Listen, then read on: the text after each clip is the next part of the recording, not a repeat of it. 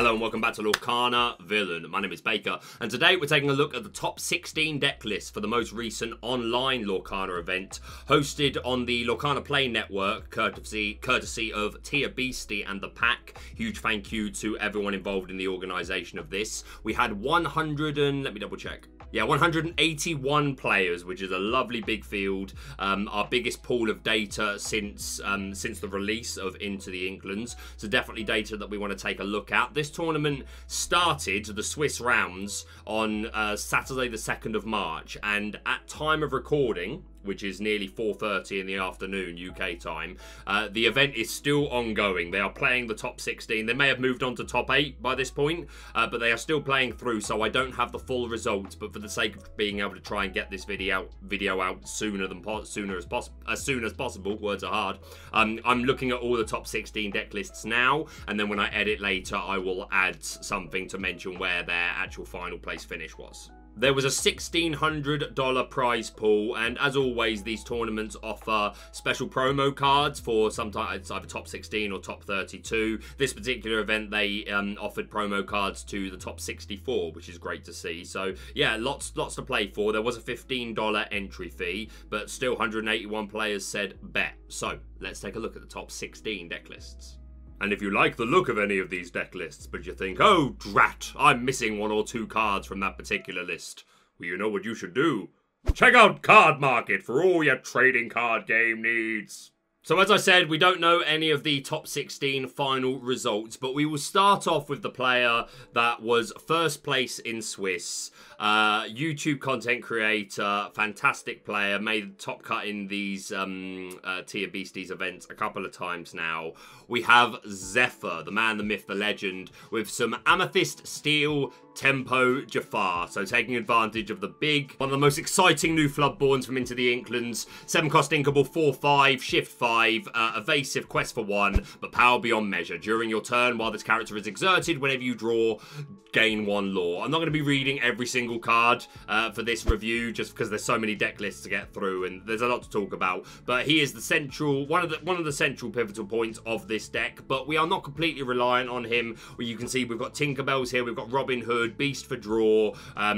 We don't have to be all in on Jafar, but he is a fantastic character to take advantage of. Only running 2 copies of the 2-drop Jafar, the Royal Vizier, who is useful because they have evasive, so good for Stylish Surfer minis and just anything opposing evasive that only has willpower of 3. But we are all in on the 4 copies of the Dreadnought, who is shift 2, 3/4 stat line, and if they banish a character in a challenge, you draw a card. So not a huge amount of Jafar shift options, but 6 is still a lot, let's be honest. Like, I say not a lot.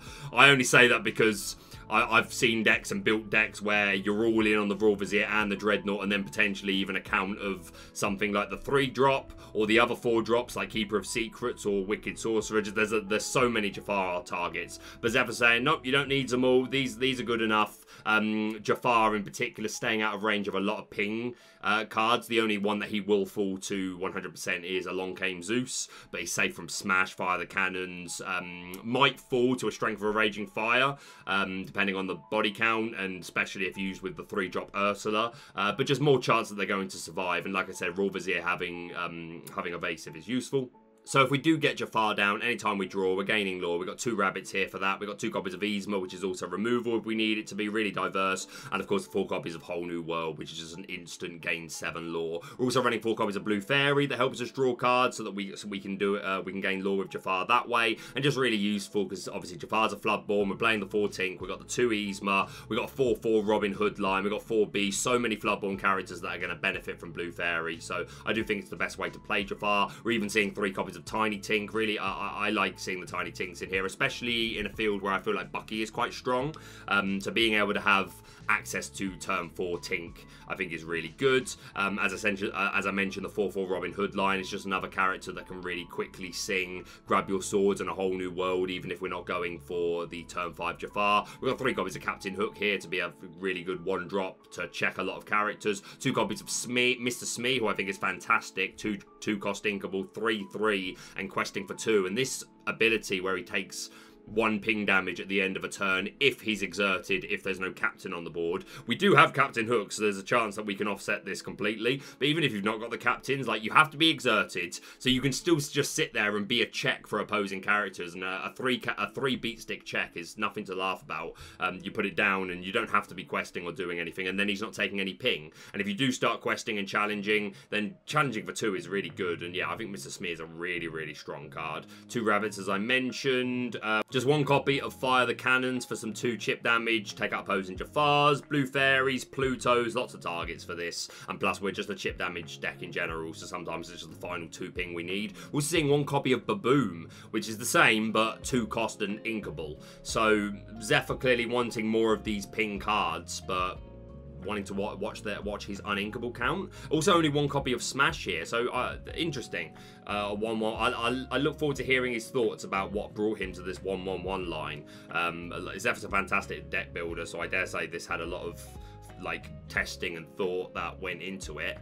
So yeah, not a huge amount of ping ourselves, like just through action cards, but did the job for Zephyr. 3 copies of Rise of the Titans, which is item removal. No, there's not really any item removal other than Rise of the Titans, which is really diverse because obviously it also removes locations. But some items are in top 16. We haven't talked about the lists yet, but there's Heart of Tafiti. There's a couple of things. We'll mention them as we get to them. But locations being the main target of this. McDuck Manor put in a lot of work this tournament, and then Ruby Amethyst. Ruby Amethyst. You've got Queen's Mirror. You've got RLS Legacy. Some people are playing Agrabah. So yeah, locations are really good, and this deck doesn't have a lot of big beat sticks. If Beast takes damage and becomes a 7/5 character, then he hits quite hard. And we do have characters that can double in and take out most locations, like Yzma, Tink, Jafar all having the 4. But just the nice easy removal for them, I dare say, came in handy. Only 3 copies of Friends on the other side for additional draw. 2 copies of Along Came Zeus, a fantastic removal card for most of the format. We talked about the Whole New World and the Grab Your Sword. So yeah, Jafar doing really well. We've got 2 more Jafar decks to look at. Definitely an interesting card. Like, right from the get-go, I feel like I definitely contributed towards the Jafar hype. 100%. But I will also mention when I did my first actual bit of testing to him, I said, this is a card to be respected. It's not going to dominate top lists. I don't think you're going to see like 5, 6, 7 of a top 8 list be Jafar, but there'll be a 1 or 2 of a top 8 or 3 or 4 of a top 16. It needs to be respected. He's got a good place.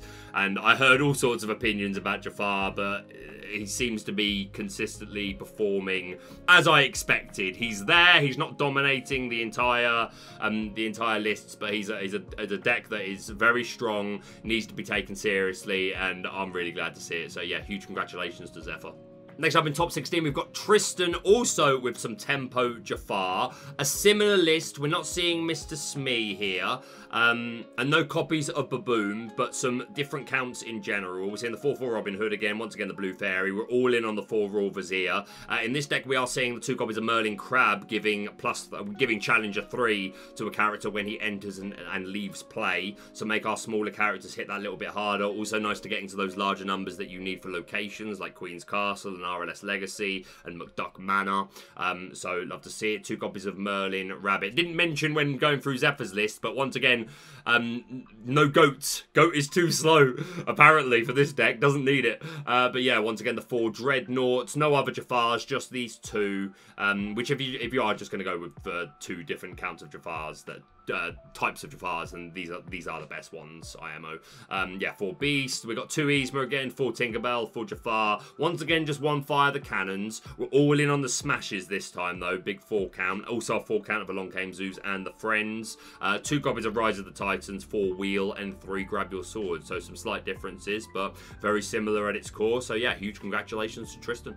Next up, we've got Craig with some Tempo Jafar. We're seeing no Yzmas, no Fire the Cannons, and no Robin Hood line in here. Instead, opting for the 4 copies of Rafiki, Mystical Fighter. 1 cost inkable, 0/2, Quest for 2. Ancient Skills is irrelevant, but Challenger 3. So just getting a similar to Captain Hook, essentially, which we also see 4 copies of. So some nice early pressure here we can put on the board to check characters. The same Jafar line for Royal Vizier, 4 Dreadnought, all the way in on the Mr. Smeeze here to go with the Captain Hooks, which I'd love to see. We've got 4 copies of Maleficent for additional draw, all in on the Rabbit, all in on the Crab. Nice high count to turn all of these small characters into hitting for big numbers. With 4 Crab, you should never really be worrying about locations, and we notice no Rise of the Titans here, but yeah, with 4 Crab you should be able to consistently get to these high numbers.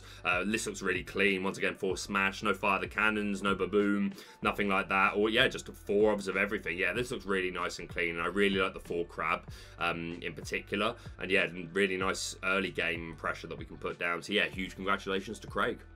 Next, let's move on to our 1 Steel Amber songs list. We've got Brennan with some Lantern Rock songs, 4 copies of the Ballroom Sensation Cinderella to sing our songs nice and cheap, such as Storm Rage On and Strength for a Raging Fire, and to be a shift target for our Cinderella Stout-Hearted shift for 5 on a 7 cost, 5/5 quest for 3, resist 2, and Singing Sword. Whenever we play a song, we can challenge ready characters as strong as it ever was. Also, 1 copy of the Knight in Training Cinderella to be an additional shift target and to help us find the key pieces that we need. We really want a nice curve our first few turns, find things like Ariel, who then in turn is going to find us songs and sing them cheap. So for a nice early Whole New World or Grab Your Swords. We've got the 4/3 Stitch line, the adoring fans here. We've got Cinderella Stitches, Robin Hood Cinderellas, so a nice amount of targets. The 4/4 Robin Hood line, lots of people really valuing this Robin Hood. It's another character you can put down on turn 3 to be fair, in this particular deck, it's the only character we can put down on turn 3 and sing Whole New World that same turn, unless we're utilizing the Lantern, which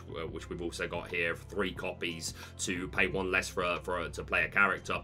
Not many decks are playing item removal. We're not seeing any Bengers. You're not seeing any hard-headed beasts. You're seeing a little bit of Rise of the Titans, but to be fair, like, that's mostly in this top 16. I don't think it's come up much in top 8s that I've covered so far. Maybe 1 or 2, but by and large, most people are assuming that there's just not a lot of item removal in format, which there isn't. So I imagine they got away with a lot with Lanterns. But yeah, besides that, Robin Hood is a turn 3 immediate sing Whole New World if we want.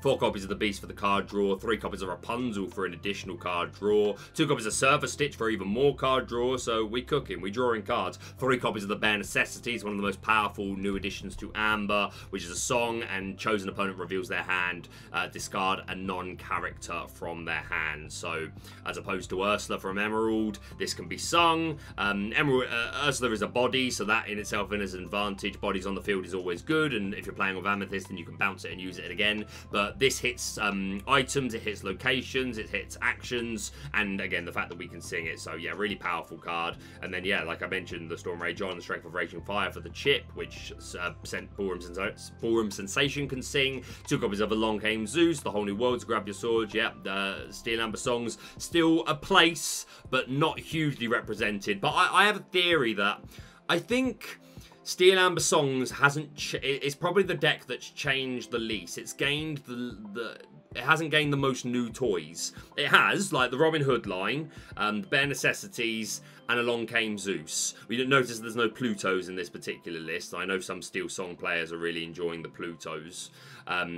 But yeah, I feel like it's gained the least new toys, and I think a lot of people just want to play decks with new toys. So I feel like that's got something to do with the lesser amount of representation that this deck is maybe getting. I'd be interested to look at the full breakdown of what everybody played. I'm not sure if that information is publicly available. But yeah, it's nice to see at least 1 Steel Amber song list go the distance. So congratulations to Brennan. Let's move into what I think was the most hyped deck going into this tournament. We've got EA Tempo. Just win the game. I'll stop when I'm ratioed to stop. So let's not make this mistake I keep making and not start with Ursula, Deceiver of All, 3-cost Inkable, 2/3, and what a deal. Whenever this character sings a song, you can play that song again for free and then put that song on the bottom of your deck. So with Amethyst, we've got access to Mother Knows Best, which I'm assuming is here. There she is. Mother Knows Best to return a character to hand, or friends on the other side to draw 2. So with Ursula, this becomes draw 4, and Mother Knows Best becomes return 2 characters to the player's hand, which is such a pivotal tempo swing. So such a powerful card addition to Emerald. Emerald, and you see this part but paired with Amethyst, and there's Steel decks to look at as well, but this is one of the core characters to really make the deck work. We've got 2 copies of Chernobog's Followers, who I'm a big fan of as a 1-drop, so again, it plays into our Madam Nymph, Snake, and Fox for a bounce target. It's just really diverse. The fact that it can hit, like, obviously only willpower isn't great, like, we fall to most ping, well, all ping things, we fall. But early game, they don't have access to as much of that most of the time, and it's just diverse. You can stay on the field and just be a check for opposing characters that only have 2 willpower that they don't want to give up, or if they don't play anything, you can just keep questing, and it's just a consistency card. As soon as you're ready, you just quest and immediately draw and find something that you need. So I really like it. 2 copies of Maleficent for some more aggro, and the 4 Cursed Merfolk for additional aggro. Flynn Rider here is an aggro card, and same as Cursed Merfolk, he will discard a card from the opponent's hand if they choose to challenge. We're seeing 2 copies of Rafiki to be an early check 1-drop. The Snake and the Fox, as I mentioned. The 4 Ursula Deceiver, who lets us snipe songs from the opposing player, like an MVP of the format already. 3 copies of Crab to boost these low-cost characters even higher. Like this with Rafiki, like you're hitting for 6, and then that's taking out a lot of locations. There are a couple that survive it, but like even McDuck Manor, you're only looking for another 3 damage there, which can come from Madam Nymph, Snake, or Fox, or if you're only looking for another 2 damage for something like Queen's Castle, then Chernobog does the job. So yeah, like Crab, really, like a lot of value this format, I think. Kit Cloud Kicker, definitely one of the most powerful cards in Emerald. I said it right from the beginning. This is such a good tempo swing, returning an opposing character with costs, with 2 strength or less to their hand. So good for offsetting the opposing Ursulas. Good against aggro. In Ruby, the Prince Eric, which some Ruby Amethyst players are playing, so you can get a lot of value from that. So yeah, I'm a big fan of Kit. We do see the 4 copies of Goat in this particular deck. Not too slow for this deck. 2 Rabbit for some additional draw. 4 copies of Tinkerbell for it to be a really annoying evasive. The quest for 2. 2 copies of Genie, which the same as Tink, quest for 2 and evasive, but also has Disappear to send a character back to our opponent's hand, so just constantly bouncing them back, locking them out of the game. 1 copy of the Sorcerer's Spellbook, also taking advantage of a decreased amount of item response in format. I'm sure this put in work. And 2 copies of the Queen's Castle. Amethyst's most powerful card. Don't at me.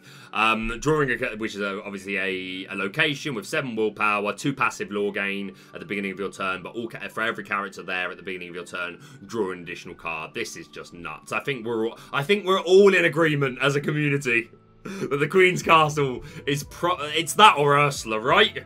It's that or Ursula, right? And I still think I'd probably give it to Queen's Castle, if I'm honest. Yeah, like it's going to be close, but yeah, fantastic looking deck. Congratulations to Alessandro. And our other EA Tempo deck looking very similar. We're seeing 1 copy of Yzma in here. We've got a slightly different early line. We're not seeing the Biding Her Time Maleficent for the additional aggro. A lower count of Snakes. Lower count of Tinkerbell. No Sorcerer's Spellbook, but all in on the Queen's Castles. All in on the friends on the other side. So yeah, sacrificing a couple of the more aggro options like Maleficent, Biding a Time and Spellbook, but going all in on the Queen's Castle for hopefully a more consistent mid to late game. But yeah, huge congratulations to Carlos. Next up, let's look at our Emerald Steel decks. And we'll start off with one that is running the Beast Relentless, but no Sheriff of Nottingham in sight. Take it for what it's worth. And then there's another deck we'll look at in a minute, which is also running the Beast Relentless, but sees no need for the Sheriff. But yeah, the same Emerald cards that we just looked at, although we are seeing the 4 copies of Strike a Good Match in this deck, which is draw 2 cards and then choose and discard a card. So something else that we can play double with our 3-drop Ursula. But yeah, different songs to take advantage of her ability. Getting double Strength for a Raging Fire or double Let the Storm Rage on is so huge. Will take out most things, and getting a double draw off of Let the Storm Rage on is also incredibly powerful. This deck also taking advantage of Morph, the new 2-cost Inkable 2/1, Quest for 1, and Mimicry. When you play any character, you may play any character with Shift on this character as if it had any name. So that's our Robin Hoods, our Beast Tragic Hero for a turn 3 if we want that. Tinkerbell online by turn 3 if we want, turn 4 if we want that, and 2 copies of Stout-Hearted Cinderella. We're also running 4 baby Robin Hoods, no baby Cinderellas. Well, you could run the steel one, but no baby Cinderellas, no baby Tinkerbells. 4 Cloud Kicker here once again. The songs were mentioned. 4 Along Came Zeus, 4 Whole New World, 2 Grab Your Swords, and then 4 copies of Bucky Relentless. Whenever an opposing character is damaged, you may ready this character, and we can damage in lots of ways. Our double songs, our Storm Rage, sorry, our Along Came Zeus, our Grab Your Swords, our Tinkerbell. So yeah, that looks really good, and maybe making a statement that Bucky Relentless is good again, but not in the deck particularly that everyone was assuming it to be with Sheriff of Nottingham and all that. But maybe this is just a one-off, and that deck will still find its trophy before too long. But yeah, looks good, so congratulations to Aaron. Our next Emerald Steel list was by Emotional. Same. But this one is utilising Bucky, which is a 2-cost Inkable, 1/1, quest for 1, ward, and squeak. Whenever you play a Floodborn character, each opponent chooses and discards a card. Now, traditionally, this has been played, or throughout Chapter 2, this has been played in full-on discard, with Prince Johns, and Lucifers, and Hypnotize, and Sudden Chill, and all the such like. But we've reached a point where we're just saying, nope, there are so many good Floodborns that we're playing anyway. If we're playing Emerald, Bucky is just kind of worth. And it pains me to say I don't disagree, because we've got 4 copies of Dreadnought in here, 4 Tragic Hero, 4 Robin Hood, which we also have the 4 babies to be a shift target, and 4 Tinkerbell, and we're running the 4 Morph as well to give us more options on what we can shift onto. Opening up turn 3 Tragic Hero Beast is always good. So yeah, not a discard deck, just Bucky because Bucky good.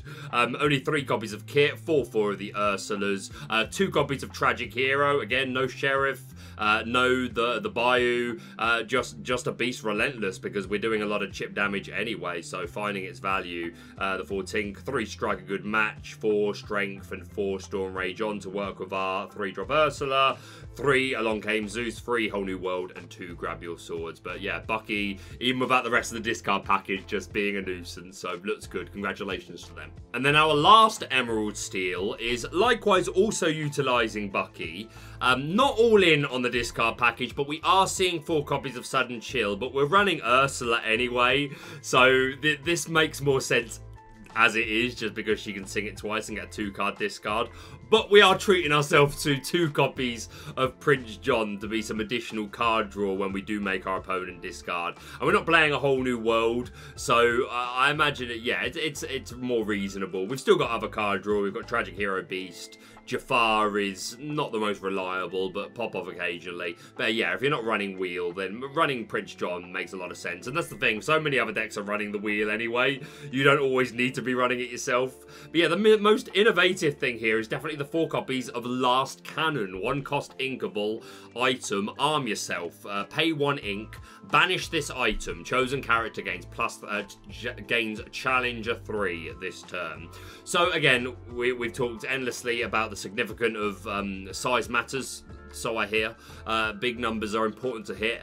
And yeah, we've got a lot of characters here that aren't that big, really, like Ursula and, well, both Ursulas and the Robin Hoods can suddenly be hitting for more significant numbers. Jafar hits, like going to 6 means he takes out most things. There's a couple of things that survive him. Tinkerbells are going to get over certain threats. We're also running 4 copies of Hercules. Missed that. Another Floodborn target to trigger Bucky. No shift target other than the Morph. So yeah, and to be fair, Morph is enough. It's a good Tiana answer as well, being able to hit for this 6. But yeah, this Last Cannon, really interesting, and letting us get to some more significant numbers and a 4 count. So yeah, cool. I mean, they made top 16, so something got to be said for it. I wouldn't have called it, not gonna lie. But yeah, other than that, looks pretty traditional Ursula Steel Emerald things, with some Bucky annoyance on top. So yeah, congratulations to Mark. Next up, our Lone Sapphire Steel Wheel. And this is the McDuck Manor that I've hinted at a couple of times already in the video. The newest addition to this deck. McDuck Manor, 4-cost Inkable, 1/9 stat line, and 2 passive lore gain. And just that 9 willpower is just going to be so tough to get round. I did a deck profile for Sapphire Ruby location control, where I was like, it's basically like 5 characters, such as Maui, Flavisham, Tala, that may be it, maybe one more, but yeah, and then just a load of Sapphire Ruby's locations, and just that it was performing really well, and it gave me a lot of respect for locations.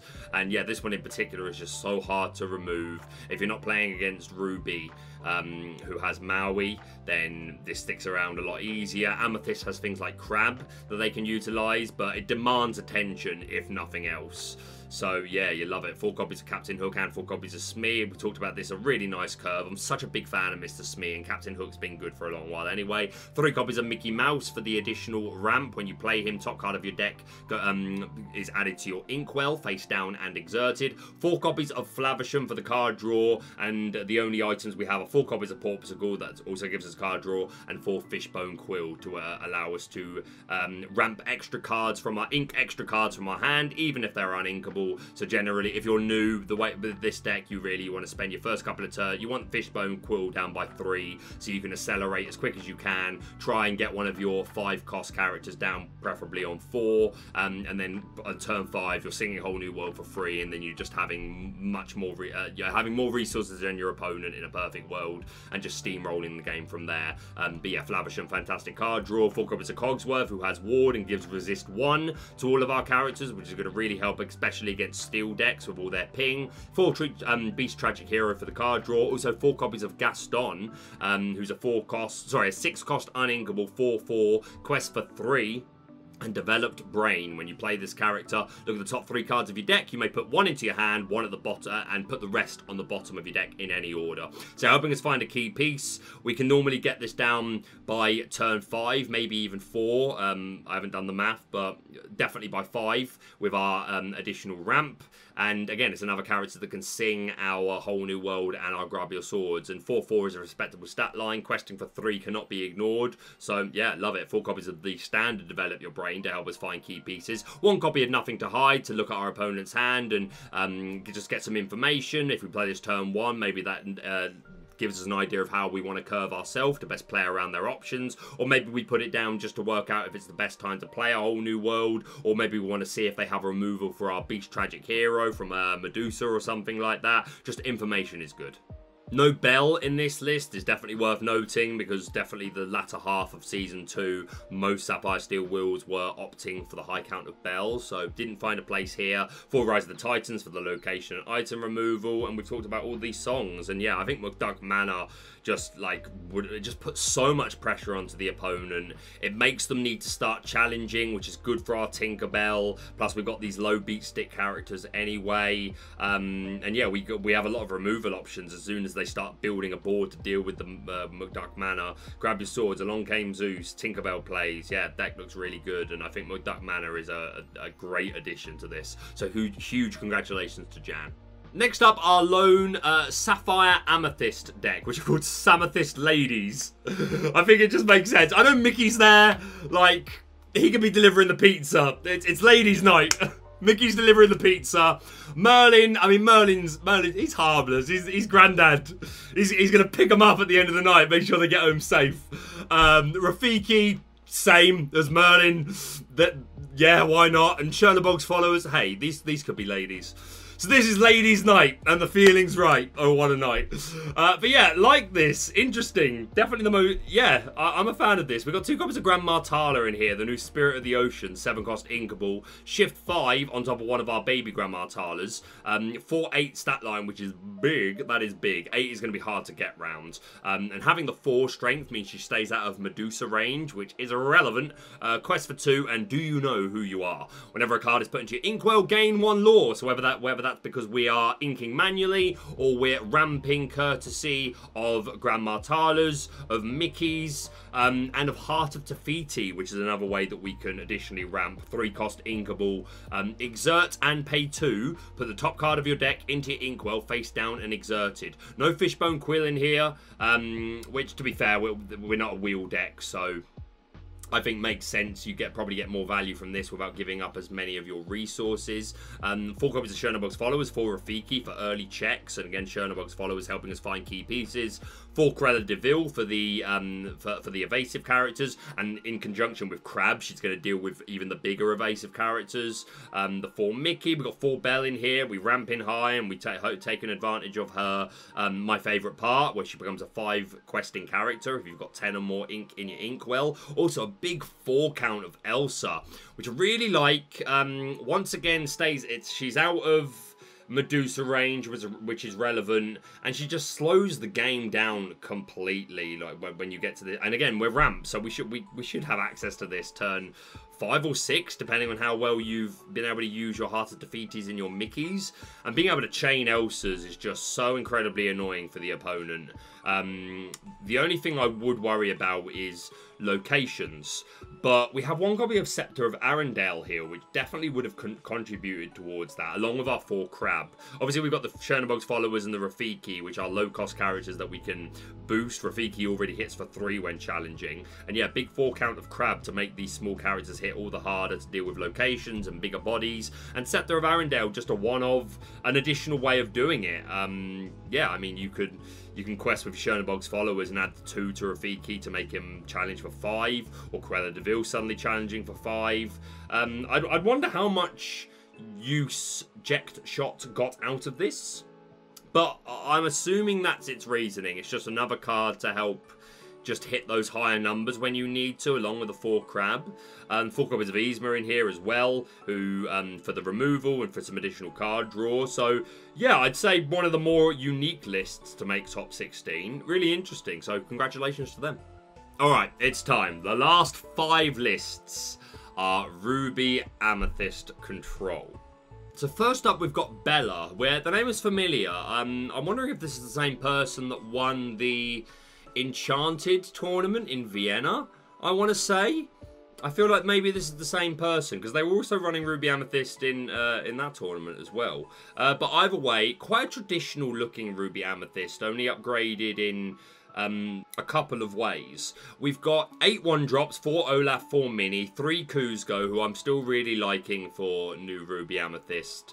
To have a 2-drop that you can put down, and there's another character that can help you keep tempo. It helps you spread wide as well against Emerald, and not lose as much card advantage when Kuzco is removed from drawing the card. Also 2 copies of Maleficent here, who I also think, from my playtesting of Ruby Amethyst Control so far, I feel like you need more of these characters like Rabbit that just draw a card and that you can recycle with your bounce characters. And again, another cheap character that you can put at locations. But yeah, the 3 Snake, the 3 Fox, 2 Crab in here again, which can make our characters bigger to take on bigger bodies, locations, and can work with our Minnie Mouse Stylish Surfer to take out opposing evasive. Only 2 copy of Goat, 4 Rabbit, only 3 Maui, which I think with locations in format now, like Maui becomes just one of my most valuable pieces whenever I'm playing now. Like, I'm always so hesitant to ink it, to put him down. I'm always trying to hold my Mauis for like Queen's Castle plays. There are other ways you can play around it, but it's one of your easier ways of doing it.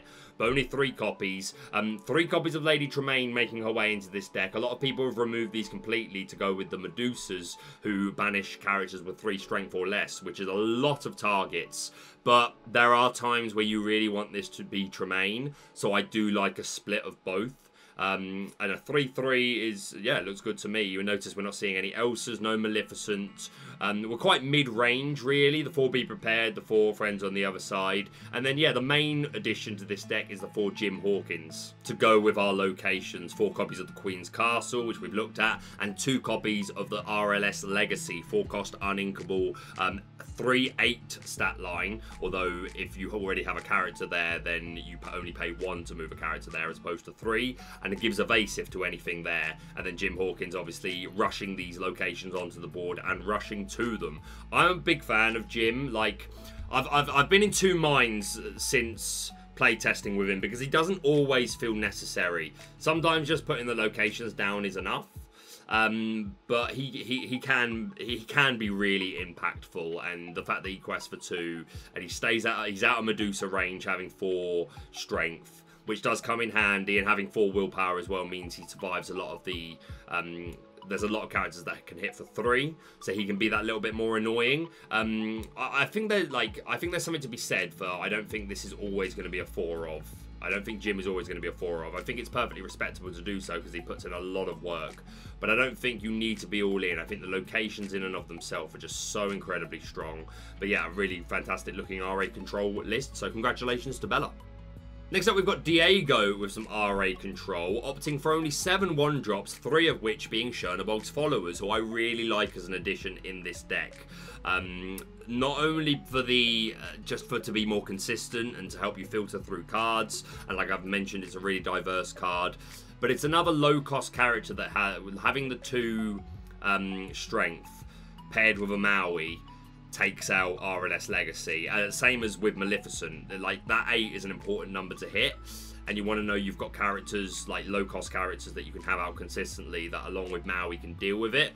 So that's an interaction that I felt has also been a contributing factor towards me playing Chernobog's followers. But it is still important to have the 1/3 1-drop as well for opposing Teeth and Ambitions, fire the cannons, let the Storm Rage on. Like, against Steel, you would always prioritise getting down the Mini Mouse, but against other decks, you may be more inclined to go with the Chernobog's followers. Against opposing Ruby, it depends. If you know they're not playing Teeth and Ambitions, which some are, but if you know they're not, then you still can. Sometimes you still want to take the risk, because if you go first, then you can just quest and get the draw off before they even get a chance to play Teeth and Ambitions. But yeah, my point being, I really like Chernobog's followers. I think it's really good.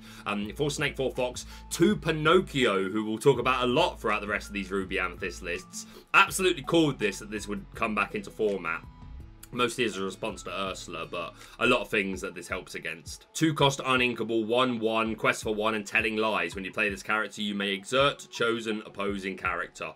So exert the Jafars before they get a chance to shift. Exert the 3-drop Ursula before they get a chance to play Friends on the Other Side, or let the Storm Rage on, depending on what ink they're paired with. Yeah, I'm really liking Pinocchio for updated RA as a meta response, so you'd love to see it. The 4 Fox, the 3 Maleficent. We're seeing 4 Goat in here, 4 Rabbit. Also 2 copies of Prince Eric, who is in 50, I think about 50% of these, 2 or 3, I think that's 5 lists, so he's in 2 or 3 of them. So not everyone opting for the Prince Eric, and I've actually cut the Prince Erics myself. Sometimes they can feel really good, especially with Teeth and Ambitions, but they can also feel really slow when you're losing. It's not a good card to put down on turns 4-5, unless you're immediately pairing it with Teeth and Ambitions, that's fine. But you're normally hesitant to put it down before they have access to their turn 7 Be Prepared, because there's a chance that he just doesn't get any value at all. I do like Eric. I've been in 2 minds, like, in my play testing with him about how important I think he is to the deck. At the moment, he's not in my lists, but I still respect him. Fantastic ability. We are seeing the 4 Jim Hawkins in the same location count that we looked at before. All the way in the Maui. 3 Madame Medusa. No Lady Tremaine's here, but the 3 Teeth and Ambitions, as mentioned, works really well with Prince Eric, and just, again, any characters that with 2 or less strength we can deal with nice and early. We're also seeing 2 copies of Maui's Fishhook, which is something else that I called. I'm a big fan of this 3-cost inkable item. 2 abilities. It's Maui time. If you have Maui in play, then you can use the Shapeshift ability for free. You still have to exert the Maui's Fishhook. If you didn't know, you just don't pay an ink cost. But yeah, Shapeshift, exert, and pay 2, unless you've got a Maui on field. And then you can choose one of these 2 abilities. Either chosen character gains evasive until the start of your next turn, or chosen character gets +3 strength. So the +3 strength we know is relevant for big bodies, for locations, like strength matters. And evasive is always good. Like, you see, we got no Stylish Surfer minis in here.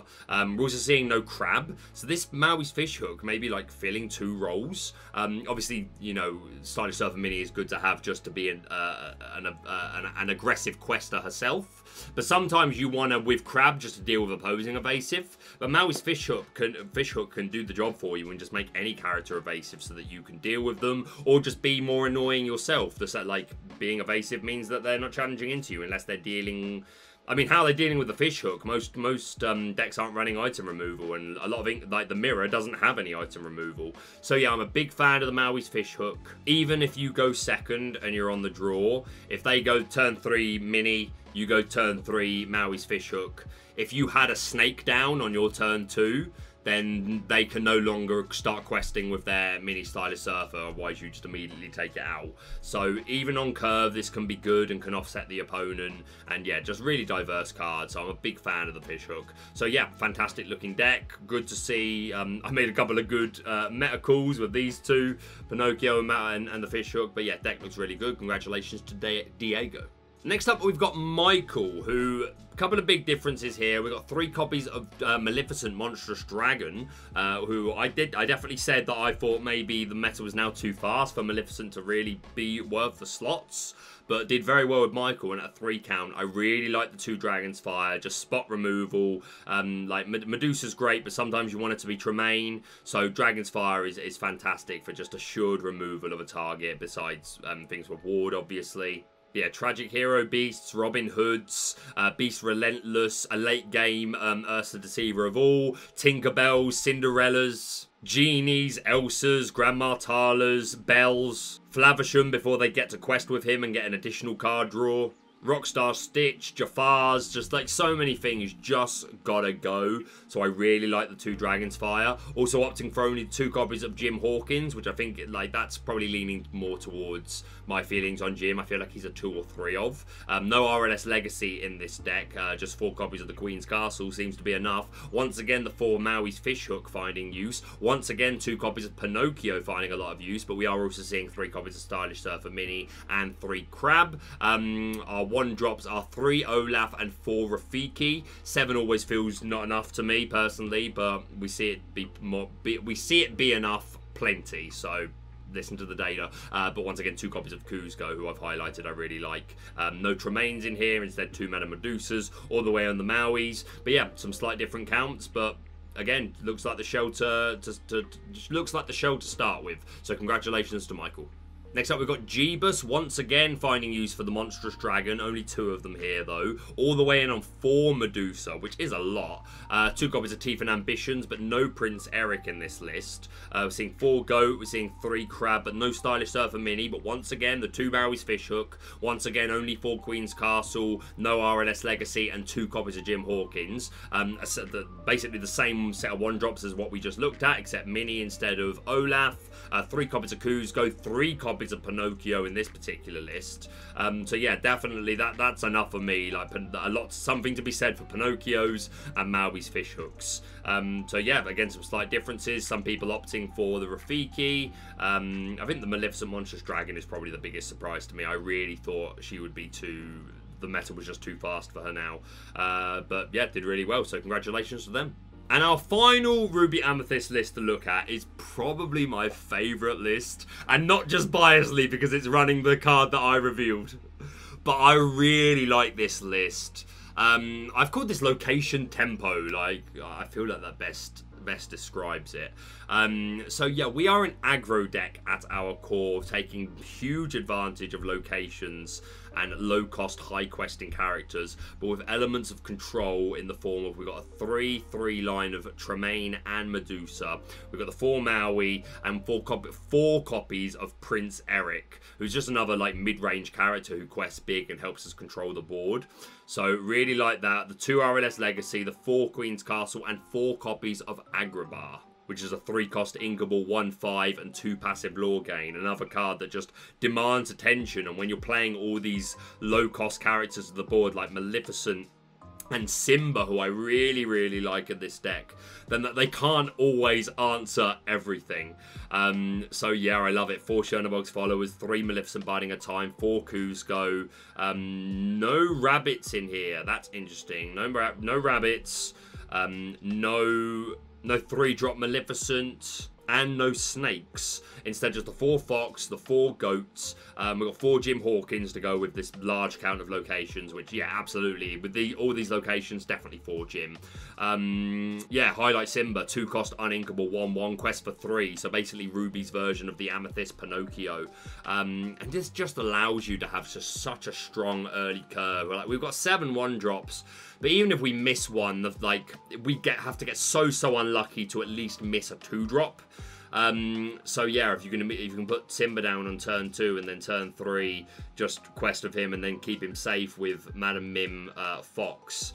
Yeah, that's a lot of early pressure with our mid-game control cards. 3 copies of the bosses on a roll, 3 cost Inkable Song. Look at the top 5 cards of your deck, put them in any order, and gain 1 lore. So just more lore gain and being able to control and find the Tremaine when we need it, find the Medusa when we need it, find the Maui when we need it. What's that? They can't answer a Queen's Castle now? Okay, let's put that on top of our deck now. What's that? We have the location, we really need the gym. Let's grab that now. We really need the fox. Let's grab that now. Love it. And 3 copies of It Calls Me, but no one knows how far it goes. Sorry.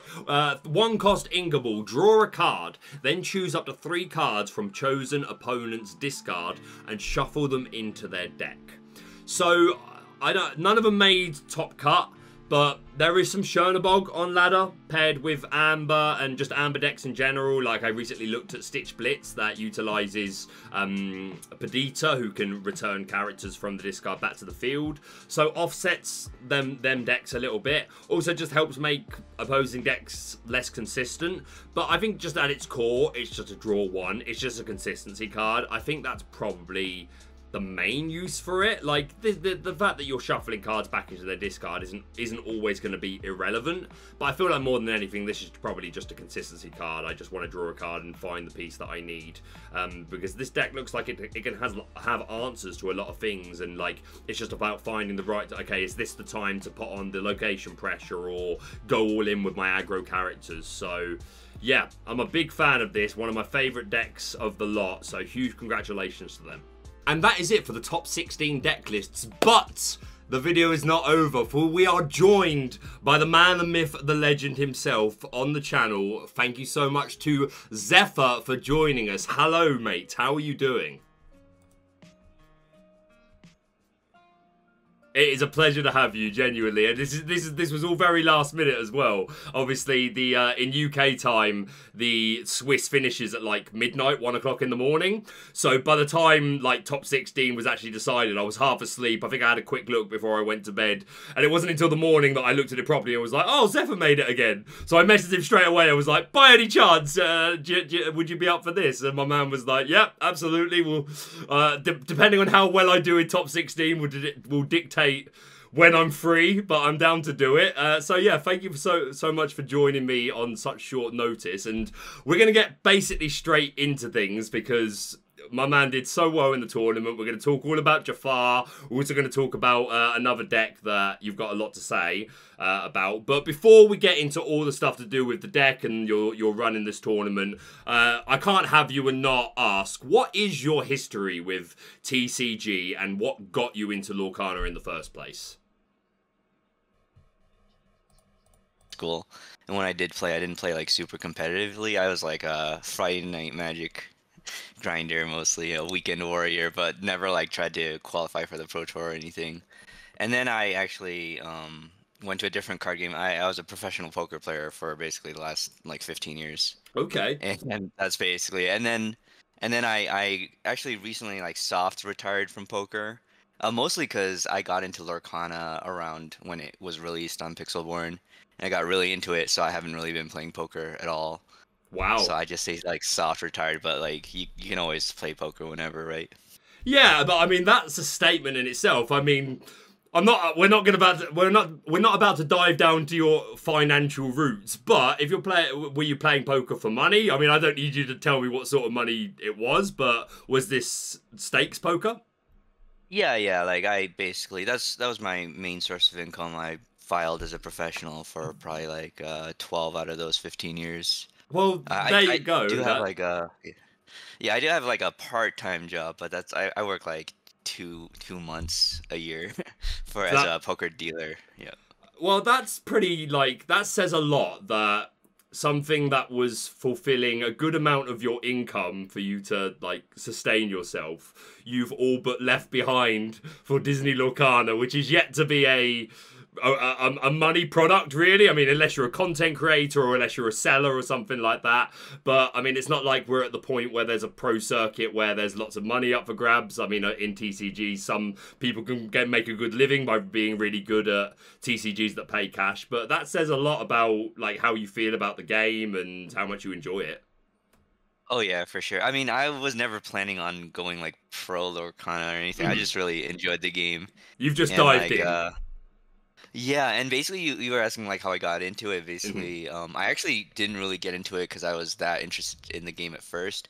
I just wanted to like jump into a YouTube channel. I needed like a content like to base the channel off of. And Mhm. Lorcana, like someone told me, one of my buddies told me, oh, because he knew I played like Magic a while ago, and he was like, oh, have you heard of this new Disney game?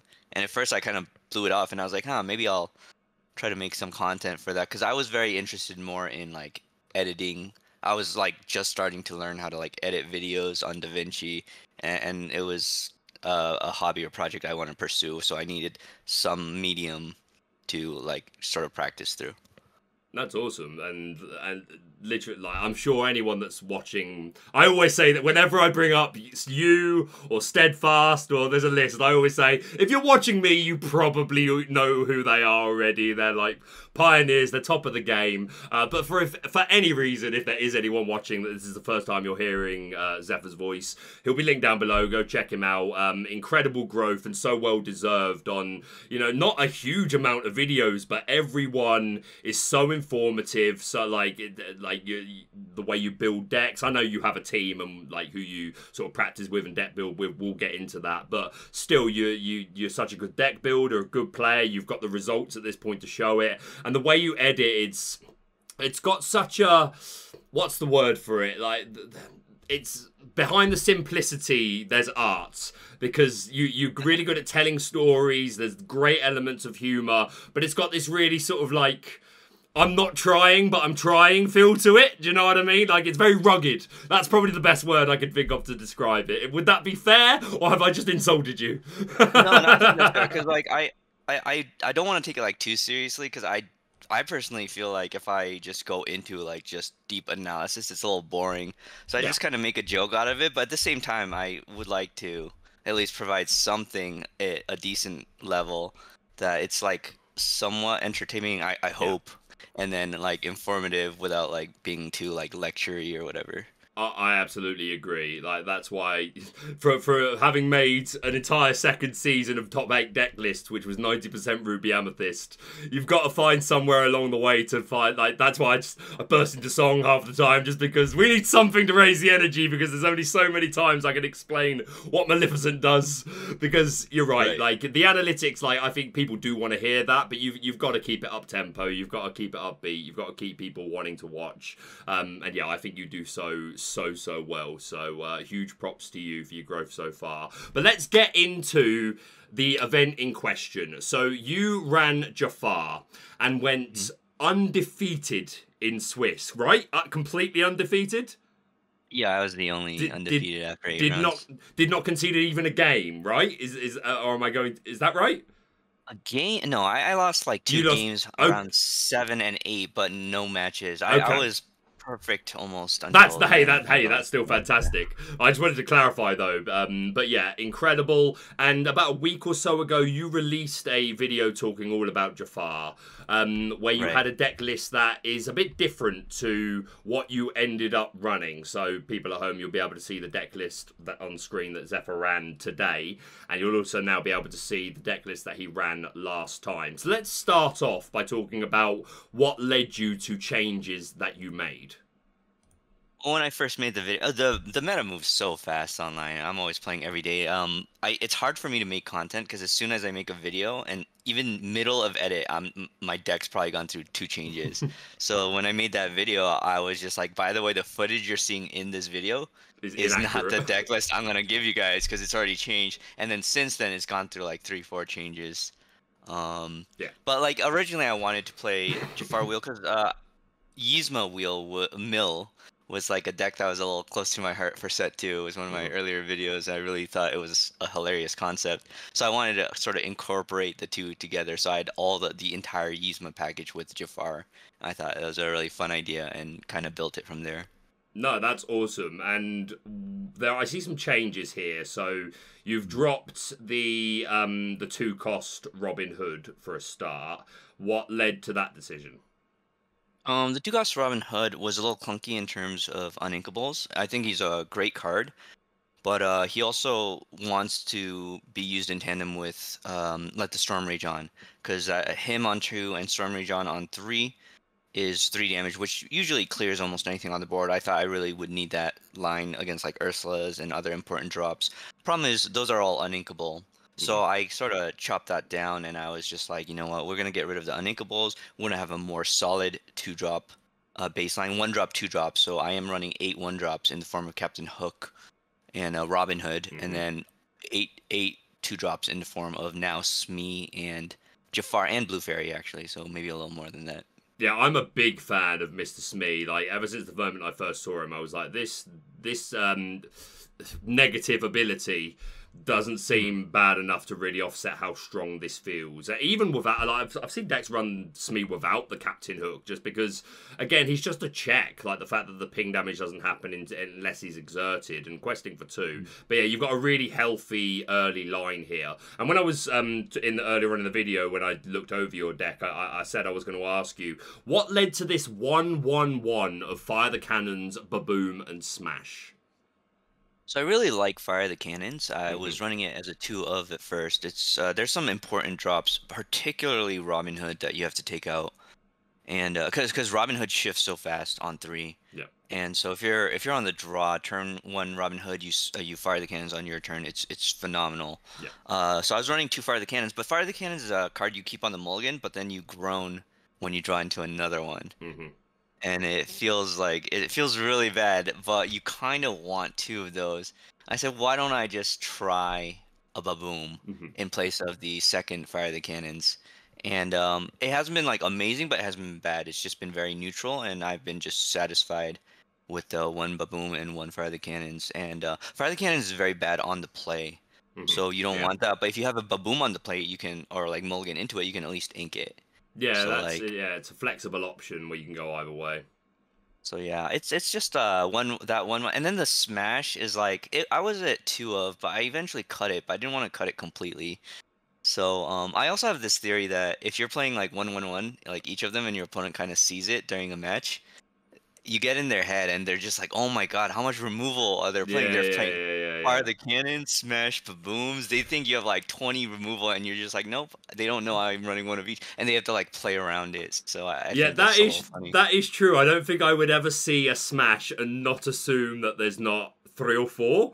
Right. So yeah, and like you said, it's a mind game. It makes you play perhaps in an unoptimal way. The other thing I wanted to highlight was your you moved to only 2 Royal Vizier Jafar. Now when I looked through this deck, I was like, oh, it's quite a low count of Jafars, and I was like, that's silly, really. I'm only saying that because there are so many Jafars now that we have as options. But Mhm. I think but I still would have said, even as a bare minimum, 4 Dreadnought, 4 Royal Vizier. But just 2 Royal Vizier seemed enough for you. So the original list was running 4 and 4, Hmm. and then I was like, but Smee is just too good. Hmm. So I actually went down to 0 and I ran Cool. 4 Smees. And then I was just like, you know what? I still would like the flexibility of having like more than 4 Jafar shifts. And I felt like 2 and 2 split was a good balance. And then that also allowed me to drop to just 3 hooks, Mm. because I was running a Fire the Cannons. I feel like 8 is a very good number for 1-drops.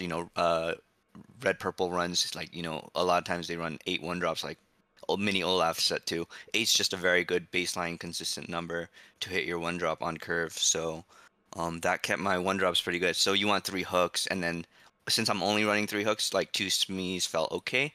And Jafar on 2 is still good. Can't be bounced by Kit. Like he's still a good defensive option. Nice. And one other thing to highlight, which may surprise some people, is it makes a degree of sense to me, but I still feel like you'll explain it better. What would you say to anyone that looks at this and says Fox is too good not to run, especially when you've got this amount of 1-drops? What's your counter argument to that? My counter is Smee's really good. Smee Smee is is enough. he's a faster fought. I mean, he comes out defensively or offensively. I mean, just the fact that he quests for 2 is already kind of Yeah, ridiculous yeah. because nobody could get past Madam Mim's Snake. in set 2. They're just like, this card is nothing beats Mana Mims. It just And then creates you a have Mexican standoff, and yeah. Steel has its own Mana Mim snake without the bounce restriction, and it quests for 2, and I'm just like, wow, Smee's so good. And like, Fox is defensive on 3, but Smee comes out on 2, so it can play defense on 3 too. But there are some lists that run Fox, Hmm. but Not and a lot necessary. of the reason, yeah, a lot of the reason people run Fox also is because Fox is phenomenal against locations. But I am running Rise of the Titans 3 of, so I don't need Fox as badly. And again, I'm also only running 2 rabbits, so the Fox bounce synergy isn't all Isn't quite it? there. Yeah. That was what my original thought. Like, we're not. It's not like we're running goats. We're not all in on rabbits and anything like that. So Fox is a great card, but it doesn't synergize so much with the rest of the way this list plays. And like you say, Rise of the Titans, definitely a big card. What was that from the get go of wielding Jafar? You were like, I need easier location removal, or was that a lesson learnt the hard way? What's your Yeah, experience I been with mean, locations? no, they were added. Like locations are actually very powerful. The 2 lore ones are actually probably overstated and a bit too good. Hmm. And if you don't have an answer to it, they just run away with the game. So I was actually running 4 at one point because I Yeah. was so annoyed by the red purple locations and stuff. But I think 4 might be. I don't think it's even that excessive. I think you could run 4 if your meta is like pretty heavy red purple or something. What I do find funny though is of all the locations that got all the hype, and well, and deservedly so, it was McDuck Manor that went the distance. Oh yeah, I mean Mukduk Manor just has it all. 2 lore, which is great, and Yeah. then 9 HP. Because like I always say, look at Mukduk Manor and look at Eudora. Eudora costs 5 for a 1/9 Mm, quest for 2. yeah. Mukduk Manor costs 4 for a 0/9 quest for 2, but it also doesn't die to removal, doesn't get hit It, by like Tinkerbells.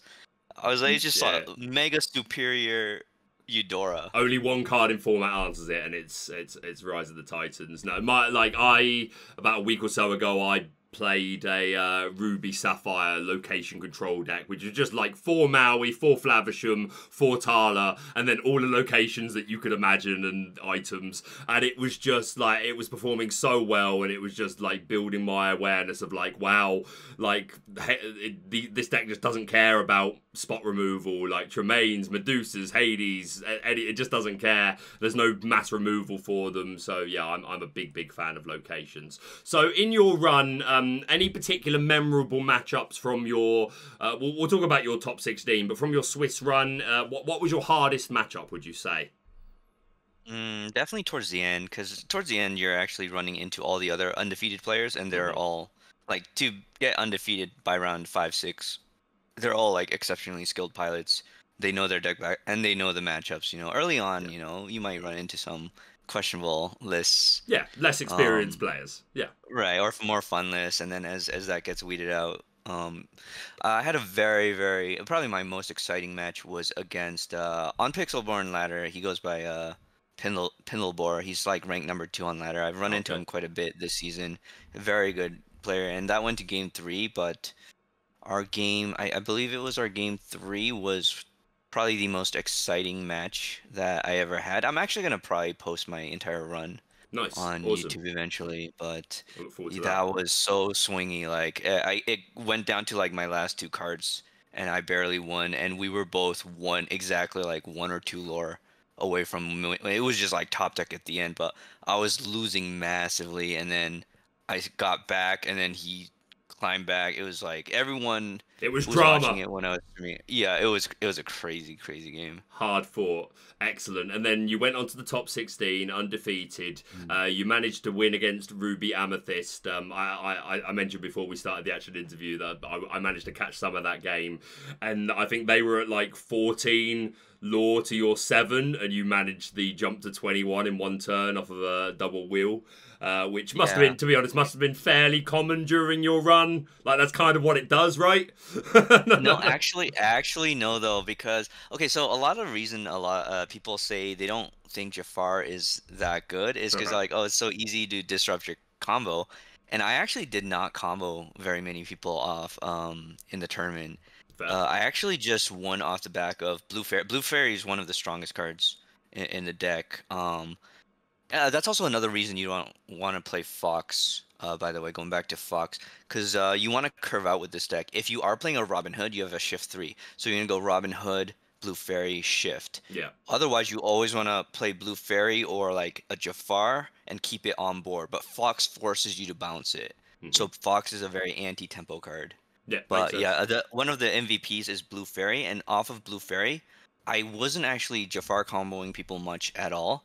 I was just curving out into Floodborns, like turn 4 Jafar, turn 5 Robin Hood or Beast, turn 6 Tinkerbell, Hmm. or even Yzma, and I was just out card advantaging everyone. So I would say I won the vast majority of the games just playing a very solid purple steel control deck that had a random like plus 7 to Yeah, 14 lore out of jump. nowhere if you needed it. Yeah. I feel rejuvenized by hearing that, because that was what when I first saw this deck and started testing it, I was like, I feel the way you go with this realistically is you just play Steel Amethyst Control that has the Jafar there as an option, and you will mostly benefit from just utilizing the Tinkerbells, the Yzmas, the new Robin Hood. The Beast has always been good, and Jafar's just there as a fun package, which also just plays mind games with them, because at any point, if you've got it on, if it's possible for you to do, they have to respect it if it's not something that they would want. So yeah, I'm glad to hear that backed up by the man that led this to first place in Swiss. Yeah, I think people who don't do well with Jafar just go too all in on the Jafar plan. Yeah. And that kind of also reflects why I built it with less shift Jafars, because I said that's actually not my game plan. My game plan is just to play a solid tempo curve with Blue Fairy in particular and just win that way. And then I'll have the Jafar option as a backup, or just, if it's undisturbed, I'll combo off and win. A fun surprise. Yep. What happened in top 8? Your thoughts on that game? Okay, so I barely won the top 16 game against Red Purple. Prior to that game, I was analyzing their deck on stream, and I was saying how it was not a very good matchup, because Red Purple is a little hard. It's very close to 50-50, but I would say they're still slightly favored. But of course, it's very play draw dependent. I did win the coin flip in my top 16 game, and then I ended up winning each game that I was on the play and lost the game I was on the draw. And I was So against important, Jeebus this format. yeah, absolutely. And then I was against Jeebus in the top 8, but unfortunately he won the coin flip. So he won the first game. I got to go first the second game. I won the second game. They were still very tight, close games. But again, that extra going first tempo was decided a lot of it. And game 3, of course, I was on the draw, and I actually had one of the nut starts. I had I had a Robin Hood on board, I think, and then I had the Jafar shift into wheel, like in a perfect curve. And right when I was about to do that, it was Jeebus's turn 5, so he was able to Pinocchio Fox kill my Jafar, which, 3-4 Jafar, which ruined my entire game plan.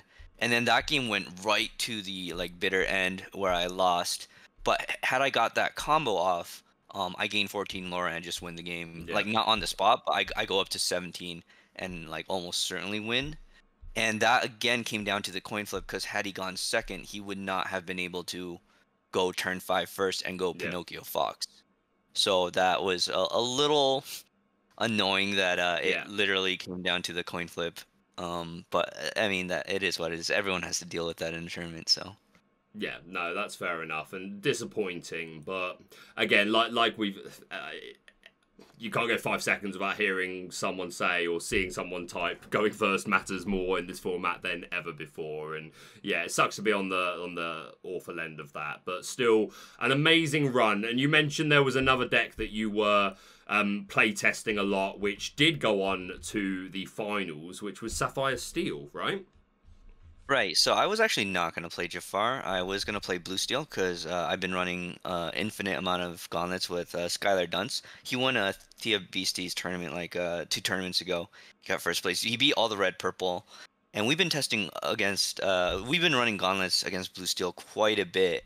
And both of us were very confident that Blue Steel was actually the best deck in the format in set 2 even. Just people didn't know it. It had great matchups against everything, and it went even or slightly ahead against red purple. Therefore, and its only bad matchup was red blue, which no one played because it auto lost to red purple. And in set 3, it started out very bad. Like I would crush him during our playtest with red purple until he added attack or Rise of the Titans for my locations, and then moved on to McDuck Manor, and that changed everything. And so after extensive running gauntlets, like we must have ran 50, 60, 70 games, several of them were streamed. We were like, yeah, Blue Steel is probably just the best deck in the format right now. Wow. The the problem is Blue Steel requires it's probably the hardest deck to pilot. You can only do well with Blue Steel if you pilot it like near perfectly. One mistake kills you. A lot of the other decks are a lot more forgiving, but Blue Steel you just basically can't make a mistake. Every single lore matters, every single ink decision matters. So I didn't, despite having like 400 games of Blue Steel, I felt not that confident still in my ability to pilot Blue Steel, and I felt like I was a better Jafar Wheel pilot. So I went with Jafar Wheel. But while we were streaming part of that, like Moyen hopped in here and there. He was like watching our gauntlets and hearing our analysis. And Moyen is one of the best pilots in Lorcana. So he went ahead, and he had never really played Blue Steel himself. So he took the deck list, made like maybe 1 or 2 changes to it, very minor. It's effectively the same deck, and then he got second place with it. So kind of proving that extremely good pilot on Blue Steel can take it extremely far.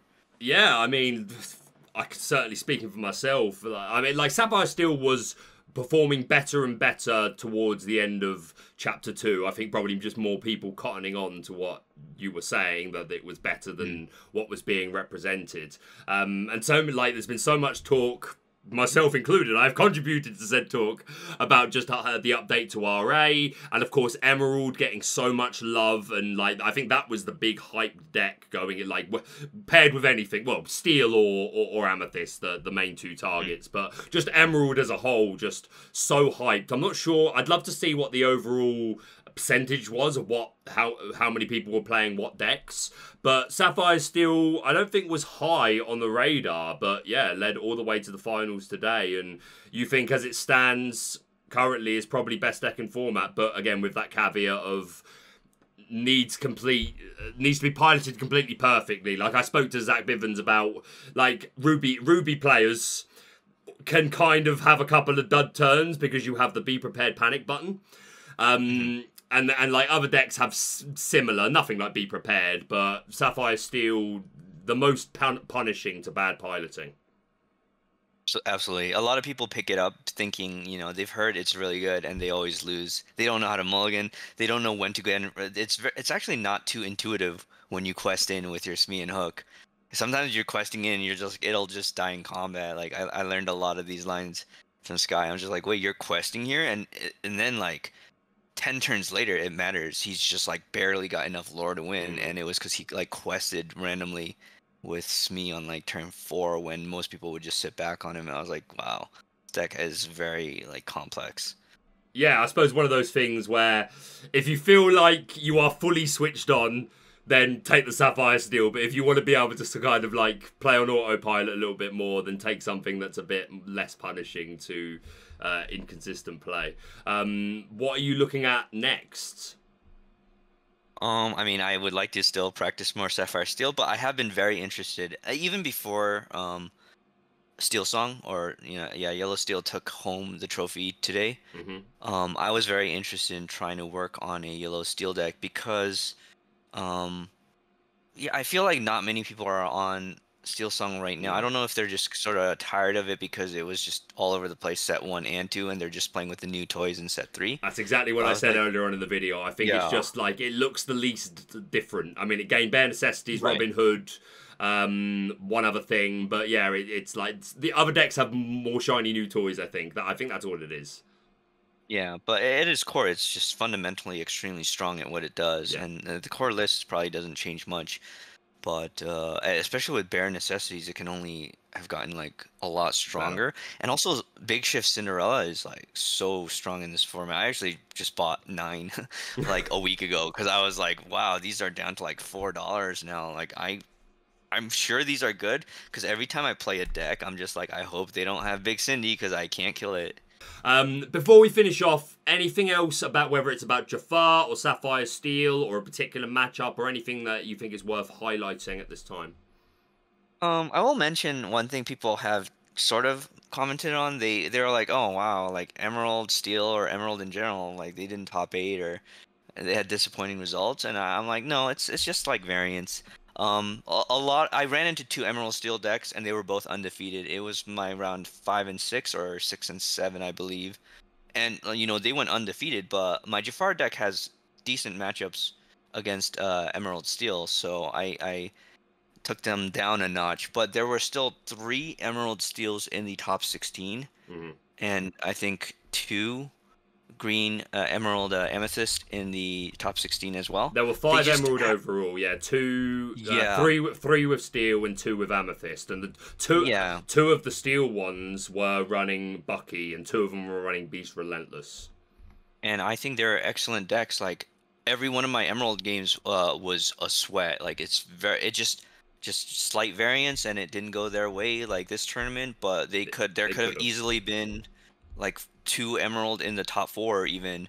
But again, it's just like there's a lot of matchup variance once you cut to top 16. So people who think like Emerald had a disappointing showing, I would say no. It's just one tournament, one sample size. Mhm. They have very strong showing in the Swiss, and they were very well represented in top 16. Yeah, don't write it off. It's still a deck to, keep play testing and continue to respect. And like the Emerald just being represented in a top cut in general is a big jump, Right. really. I mean, maybe I'm being harsh. It showed up occasionally first 2 formats, but let's be real, not really. This is the best Emerald has been, and yeah, I think it's only a matter of time before it takes a trophy of its own. Obviously, your own link will be down in the comments. But any plugs, any thank yous, any shout outs you want to give to anybody else? I guess shout out to Skylar Dunce. The pretty much one of the only people I test with now. Unfortunately, he only plays Blue Steel, so I only know how to play against Blue Steel. He makes me. I'm basically like the monkey who has to play like all 4 or 5 different decks. But then that helps me sort of understand the decks quite a bit more. And like I said, he's a big fan of your channel. He watches Shout you, out and to I was you, like, you don't Skylar. watch. Yeah, and I was like, "You don't watch my channel?" He's like, "Oh, he's like, I didn't even realize you had a channel. He's like, "Oh, I didn't really know because I you watched don't this have any." British guy. Yeah, he's like, you don't have any Blue Steel videos, and I was like, "That's true. I haven't really made any Blue Steel videos, I guess." He only cares about Blue Steel, so. I will make a Blue Steel video for you. I mean, don't be wrong, it won't be as good as yours, Skylar, but I'll do it nonetheless. Love it. Thank you so much, Zephyr. I would love to, at some point in the future, get you back onto the channel. At some point, I want to do play games with other content creators, have some fun, maybe do some custom formats and stuff. So it'll be a pleasure to get you back onto the channel at some point. And as always, like I said, guys, go check the man out. But yeah, thank you so much, and we'll say goodbye. All right, great. Thanks for having me. I'll definitely be back on if you'll have me again. Absolutely, 100%. Thank you, my friend. And that is it. Yeah, a huge thank you to Zephyr for coming onto the channel. Really last minute as well. But that's it from me for now. Thank you so much for watching. If you're brand new to the channel, please subscribe for all things Lorcana. Hit the like button to show your support, and we'll see you soon.